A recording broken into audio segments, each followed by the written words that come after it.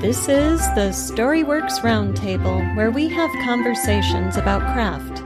Because becoming a successful author begins with writing a great story. Hello and welcome to this week's Storyworks Roundtable. Today, Kathryn and I are talking about emotion. Why do we need to have emotion in our stories? What effect does it have on a reader? And can a story work if it doesn't have emotion? So, Kathryn, what is the role of emotion in story for you? How do you think about that? Ooh, that's a good question. Necessary. We're all humans, right? We live in a world full of emotions. We react because of our emotions. We live through our emotions. Some people have more emotions than other people. I mean, there's just, emotion is part of life, right?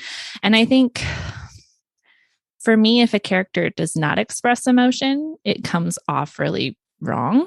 And I may not recognize it right away, but if, something traumatic happens and the character just goes, oh, okay, and moves on, all of a sudden it's false, right? Or there better be a real good reason.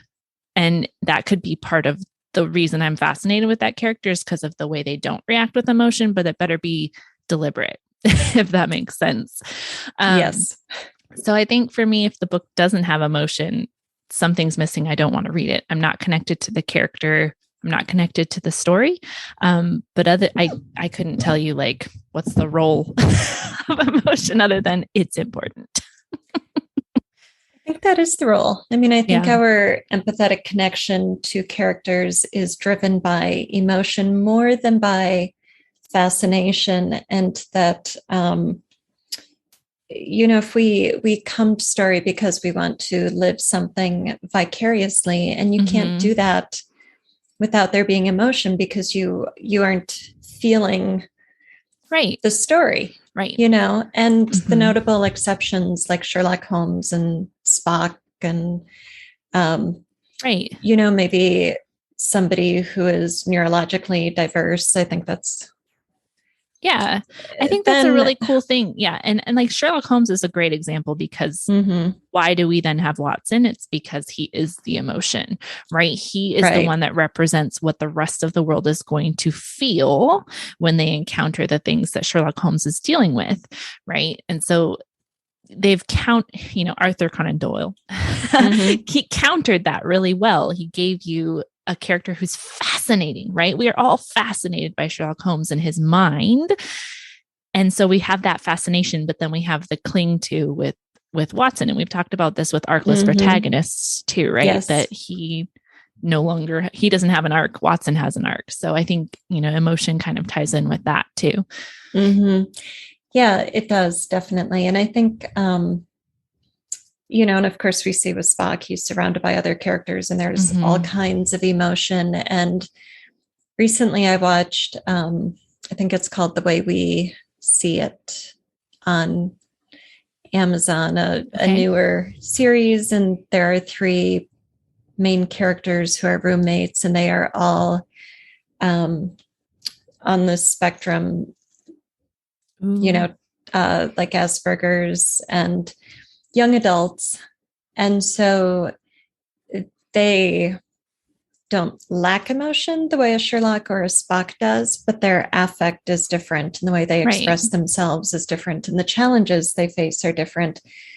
So you still have an emotional connection to them, but it's not quite the one we're used to, right? It's just differently defined. And then they do have other characters. And so part of the connection is coming through, empathizing, if not identifying with the main characters, but then maybe identifying with some of the family members or, their assistant, and trying to shape that empathetic connection, but also that vicarious experience differently, which is interesting to think about as an author. Yes. If you want to write a character that you personally might not have a direct experience not with, but as,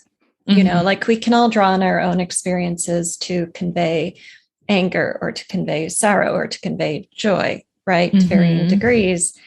But then if you're trying to write a character who is different than you Yeah. are, how do you do that? How do you shape Yeah, emotion? absolutely. And there's like that level of different, right? Versus even just male to female different. Sometimes we handle emotions different or age group different, right? Like adolescence. This is why I struggle sometimes with reading young adult fiction because the emotions are so big and I don't really want to feel all that emotion Mm. sometimes. Oh, that's Or really I get interesting. frustrated with all the emotion, like just calm down and be rational. But that's not the point, right? Oh, just grow up. Right? Exactly. Stop being a teenager. But I Right. think, different age groups, different maybe cultures. I don't know, probably everybody handles emotion differently, right? And so being able to put yourself in a different emotional frame of mind is very important. If you're interested in group coaching, now is the time to apply for the summer sessions. You can find the application at wordessential.com/editing/coaching. And hey, I'm wondering if you'd be interested in a session that meets in the middle of the day. Well, my middle of the day. I've had some interest from overseas, and the current time just does not work for them. So, if you would love to see a coaching session, or classes for that matter, anything that I offer, scheduled between, say, noon and 4 Central Time Zone, that's the Chicago time zone, let me know. You can reply to one of my newsletter emails, you can use the contact forms on my website, and you can learn all you want to know about the group coaching at wordessential.com. All right, back to today's episode. Cultures, I don't know, probably everybody handles emotion differently, right? And so being able to put yourself in a different emotional frame of mind is very important. Mm-hmm. So, how do we do that? I mean, it's writing craft, right? Oh, yeah, craft, that thing we spend all of our time talking Right, about and obsessing exactly. over, storycraft. Mm-hmm. Yeah, wow. I mean, I keep coming back to the empathetic connection, as a writer to try to convey what my character is feeling and hopefully allow my reader to feel what my character is feeling. Mm-hmm. I need to find inroads to those feelings and those experiences Mm-hmm. that I have never had, but it goes beyond the inroad into dramatization. Mm-hmm. How do I take something that's purely internal, subjective, and unique to the experiencer and show it in dramatic action, in close third point of view or first point Mm-hmm. of view, through narrative as well, and hope that my reader has some experience of that same Mm-hmm. emotion, Yeah. and so much of that is external. It's the lens on the character and on Mm-hmm. the action, because you can't just rely on the internal, you Yeah. know? Yeah. And I think this is where we get to have a lot of play, right? And so we get to have fun with, okay, she's really hurt right now. How is that going to come across? Is she somebody who internalizes hurt and doesn't show it? And, maybe she just tightens up and doesn't, kind of closes off. Or is this someone who's hurt everybody knows about, right? And maybe, but you can really craft the emotion to the character and you can craft the expression of emotion, whether they talk about it or it's just internal narrative or whether it's shown only through their actions. They never talk about it, but you can tell that there's something wrong. And I think you can craft tension with this. You can craft, add extra layers to conflict, the character arcs, like all these different things just with the paintbrush of emotion, right? And everybody's feeling something all the time, right? Whether that's Mm-hmm. quiet contentment, whether that's, they're fine. They're just cruising through life, or they're a little bit frustrated, or they're overwhelmed, or they're, sad or dealing with grief. I think this is interesting. Sorry, I'm nerding out a little bit.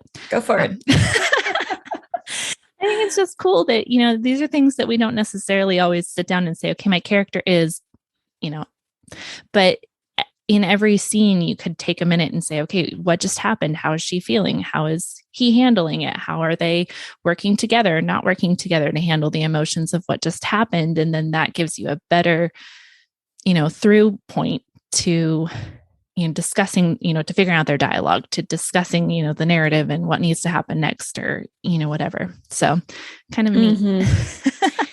Yeah, it is. And you just said, how are they working together? Which made me think of, when we think of emotions, we think of an internal process of an individual, but one of the best ways, or perhaps easier ways to dramatize emotion, is to get them interacting with somebody else. So if you are in emotional pain and you really need comfort and support, and somebody comes and puts a hand on your shoulder and you shrug it off and turn away, I mean, that tells us so much, and so much more than trying to go into the character's thoughts, or even into, what is the heart rate doing, or what are the shoulders doing, or you can show that, but it can be too much to nose if you rely on it. Yeah. This is the almost less is more conundrum, right? You want to show it, but you don't want to show it to the point where your reader's like, yeah, okay, we get it. She's sad. Yes. Like every other sentence, she's crying, she's eating chocolate, she's she's leaning on her significant other, she's refusing to leave her blanket. Like there are lots of little things that you could do, right, that can become overwhelming to the narrative. So just being picky and just demonstrating, like, okay, she's sad. Now we know it. Now we can move into the scene, right? And maybe her reactions are different, or the way that she interacts is different, but we don't need the constant clues and reminders, right? That she's sad, she's sad, she's sad. And yeah. Yes. Yeah. And then it's the interplay with the other characters too. If the character who turns away from offered support, then in doing so upsets the person who offered support. And now you've got like a wall going up between your characters, and that gets really interesting. Yeah. All of the things you can do. Possibilities. Yeah. Yeah. Oh, I like that. Let's say you're playing with a novel that is, maybe it's about grief, right? Maybe it's a story of a, tragedy and the aftermath of that, and what happens with, a person or family or whatever. The fun thing with emotions, maybe, like grief, it doesn't just all play out as one emotion, right? So you're going to see ups and downs, ebbs and flows, and different emotion as you're moving through the process. And I think it's so easy to get hooked on, one emotion and landing on that same emotion every time. And yes, I'm doing this because I read a book that did this. Oh, really? Not on grief specifically, but just hitting the same note over and over and over again. Remember that emotions change even when the situation is the same. Like we're still dealing with the same thing, but you may have a different emotional ebb and flow. So you can do the same thing with your character. They can be grieving, but be angry, or be grieving and be irritated with their spouse, or be grieving and have a good day and feel really guilty about it. Have different emotions that play into the one big overarching, maybe thematic emotion that you're trying to express. So when you're writing emotion, do you tend to feel the emotion you're trying to write? Does that happen? If it does, is it helpful? Do you try to feel something before you write that thing? So no secret that I'm a musician. So I usually will try to pick music that kind of echoes kind of where I'm trying to go. So I usually don't listen to anything with words while I'm writing. I can't. I will just write the words that I'm hearing. So, but things that have, either a melancholy or a minor sound to them will sometimes help me to get into the more quiet or more, introspective moments. But for me, I know when the emotion hits when I do finally feel it, because there's so much like focus going on with my words and my craft that I'm like, just typing it, just getting through it, trying to put it on the page. And then when I read back through it and I get that hit, I'm like, okay, I've done it, right? I've got that. So then now I can move on and work on something else. But for me, when I'm in the trenches, I don't feel it. It's more when I come back through and reread it that I'm hoping to get that little like, oh, okay, there it is. There's the emotion I was going for. Right. I'm the same way. I definitely tend not to feel it while I'm writing because I'm too busy crafting what I'm writing. Yes. And, sometimes you encounter a writer who says, oh, I was weeping as I wrote this scene. And I'm just like, really? You do that? I think the only time I've ever done that is I have giggled or like laughed when I'm writing something joyous, because you just kind of get caught up in like the bubbly, but I have never wept over a sad scene. Yeah, me neither. I don't know what that says about me, but I mean, I've had books move me to the verge of tears. I've cried reading books, but it takes, I think it's different when it's your own, right? Because know what you're going for. And so you're like actively seeking the weeping moment for your reader, right? So it's a little different when you're kind of almost manipulating that response, right? So you're seeing how all of the cogs are turning to try and get somebody to feel that moment of whatever sorrow or relief or whatever may cause the tears, right? But yeah, it doesn't work quite the same for you as a writer reader than as just a reader. Right. Yeah. Would you go so far as to say that a story without an emotional charge to it is an unsuccessful story? Ooh. See, like my gut reaction was to say yes. But I'm thinking of stories that that maybe like that's a lesser part of it, right? Where the emotions and the character arc take a backseat to a plot arc. And I think that there isn't as much emotional impact necessarily when you have a character who doesn't change a lot, or a main character who really is more of a vehicle for action and plot driven things. That's really not genres that I tend to read a lot. So that's kind of the problem. Like for me, I really do want to see character, and character to me, emotion, right? So if the book isn't super character driven, you're probably going to lose me, to be honest. And so, yes, for me, emotion makes a good story. Yeah, I agree. I'm the same way. And I think, there's a spectrum of how much emotion you need. So in a more plot-driven story, in a thriller, for example,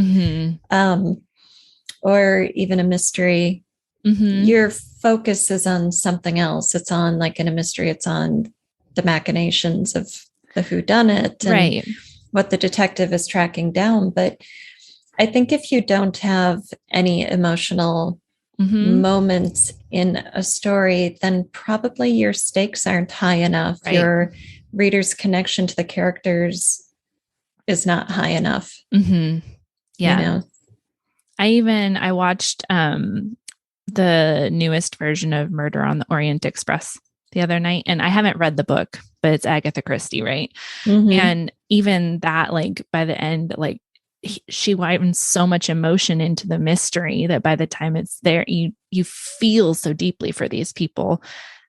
That's part of the reason the whole story works. So I'm not going to spoil it just in case, but it's because it's a fantastic ending. But I just thinking about that, the fact that you care about the mystery because of the emotion, because of the whole presentation of the tragedy and the grief and the sadness around it. And then as layers unravel, you just get wrapped more and more and more tightly into the emotion of the family or the people that it affected. So yeah, even in genres where you don't necessarily expect it to be front and center, it can really be the biggest impact or the reason that your reader stays.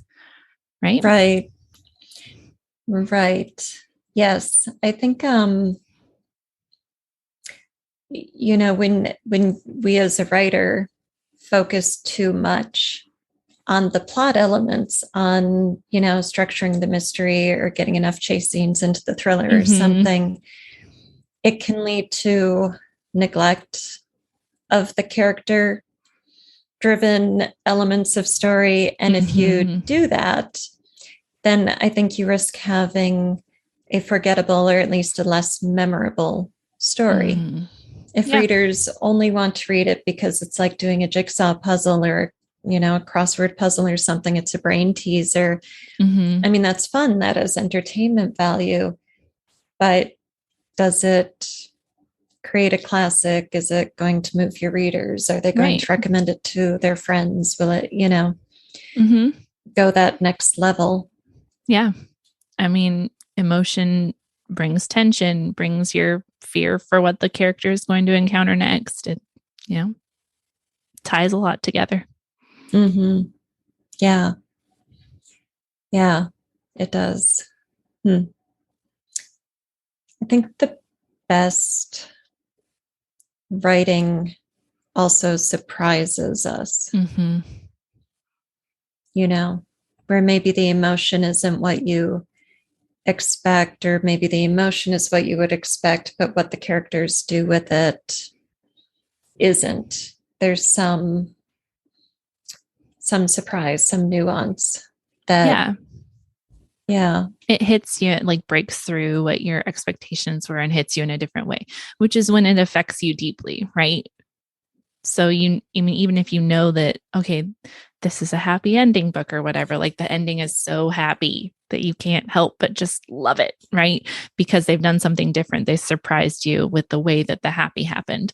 So it doesn't even have to be hard-hitting emotions. It can just be, a happy, a content, a peace, at the end, but something that broke through what you were expecting it to do. And the way that the character did it left a lasting impression and made you feel. And so, yeah. Yeah.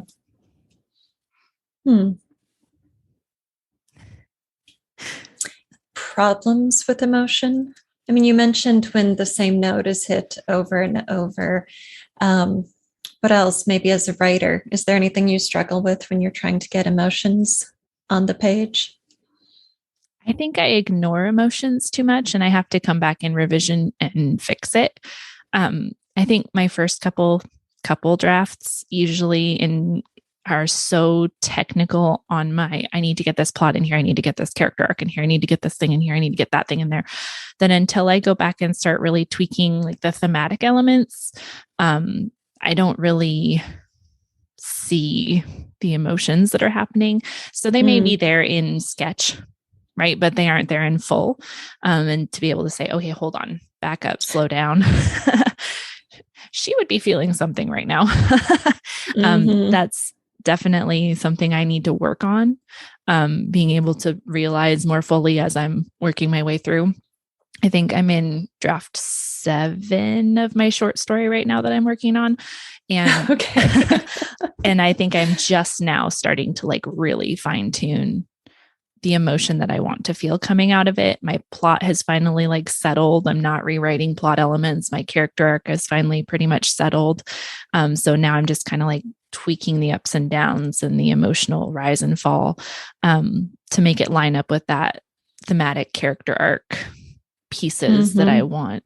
And who knows, again, it's one of those things like, I don't know if it's going to be good until I'm done with it, but I'm in that stage now. And I think it takes me a while to get there.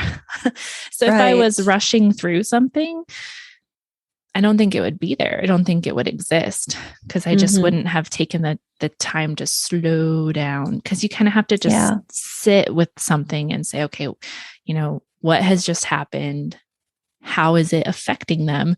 And that takes familiarity with the story, familiarity with the character, and really allowing yourself to live in that moment for a minute, and not just rush right through. Right. And it sounds like you need to kind of free your mind of the structural piece of getting the plot sorted out and all of the events, and this follows that, in order to look at the effects of those things, to go to that character level. Yeah. Yeah, that's interesting. I think I sometimes struggle with finding varied ways to put that emotion into a physical expression. You know, like, oh, well, she's already isolated herself. She's already snapped at her friends. She's already cried. Like, now what? Okay, she has to feel this emotion again, or some shade of this emotion, because apparently it's a really sad story. So what is she going to do? Right. I mean, there is just that needing to have variety, and that's where you need to dig into your own experience, or experience of seeing things with friends, or go out and observe people, or whatever you need to do in order to say, oh, that's something I could use. Or tricky. Yes. Yeah, it is tricky. I have to go do some brainstorming on that. Go start mind mapping. How to show this. Right. How to show we're still sad, kind of tragic, really beat down, hollow inside. Okay. Nobody will ever read my book because it's such a drag. Well, no. It's a comedy. I promise. Lies. Oops. You busted. Yes. We read things like that, though, because we don't want to live them ourselves, but there is something so cathartic in experiencing that through someone else, right? I definitely don't want to be hiking through the woods by myself with a young child. But I will read your character doing it and be like, oh, I feel so deeply for her. Good. All right. Well, I will count on you to read about Edie's journey through the woods. Yes. with the baby on her back, and the wolves howling at the night. It's okay. Nobody gets eaten. I promise. Spoiler alert. Thank you for listening to the Storyworks Roundtable. Find all our shows, show notes, and videos at storyworkspodcast.com.